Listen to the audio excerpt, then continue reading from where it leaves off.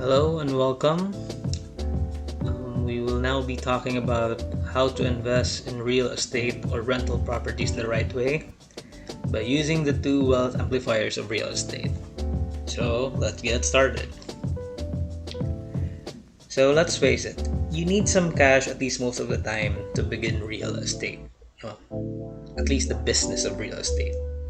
And you definitely need to have some cash left after you pay off your expenses to continue the business.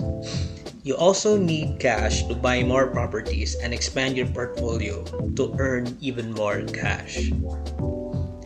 No matter how you look at it, running a real estate business and all the important decisions that you have to make in doing so are directly and indirectly guided by one single all-encompassing consideration, which is the making of money. The amount of cash you have on hand dictates the speed of the growth of your real estate business. In fact, in commercial real estate, the amount of cash you have left after paying your operating expenses, which is known as the NOI or the net operating income, is determinant of the market value of your property, so long as you know its capitalization rate. But we'll not get into that right now. Okay.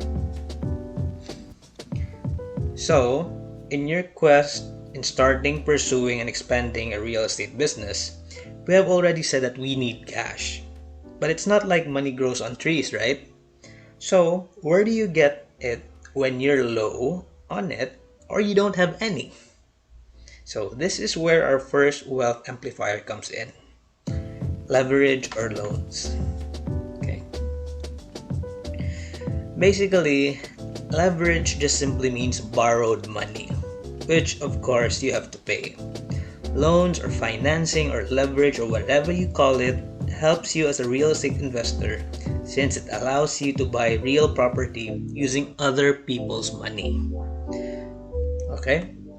For example, let's say you bought a rental property for 1 million pesos through bank financing, wherein you pay 10% down payment or 100,000 pesos. The term of the loan is 15 years and the monthly amortization is 9,000 pesos. Supposing you're able to rent out the property for 25,000 pesos per month and you pay monthly operating expenses for 1,000 pesos. Your monthly cash flow, meaning your gross income minus all your expenses, including the amortization, would be 15,000 pesos. In this case, you're able to recover 15% of the cash you used in buying the property in just the first month alone.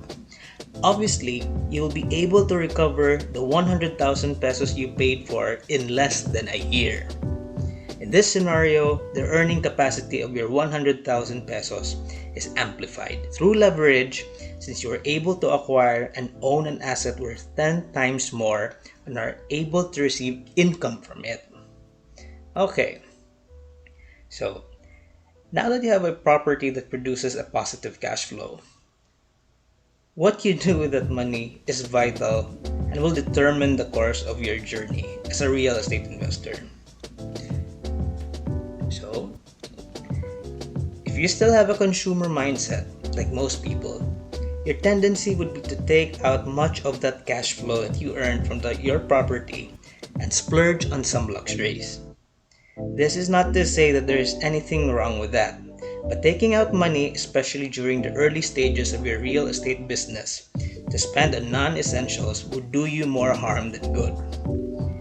Unless you aren't interested in growing your real estate portfolio and maximizing your cash flow, it will serve you best to set aside an ample amount of your rental income for the purpose of acquiring more real estate assets. But if you're already satisfied with your present income from your investments, then you might as well focus on asset preservation and invest your money in blue chip stocks and bonds, which have moderate yields in comparison to a well-placed real estate investment. However, if you have a bigger investment goal and are still in the stage of growing your wealth, then you are well advised to pursue the second wealth amplifier, which is reinvesting. Okay. People often complain and say they don't have money to invest. But unless you don't have a job or you are just unemployed, this perceived scarcity of funds for investments is simply brought about with a consumer mindset that most people have. Okay? When we say consumer mindset, we mean a way of perceiving and making financial decisions without distinguishing between essential expenses and non-essential expenses.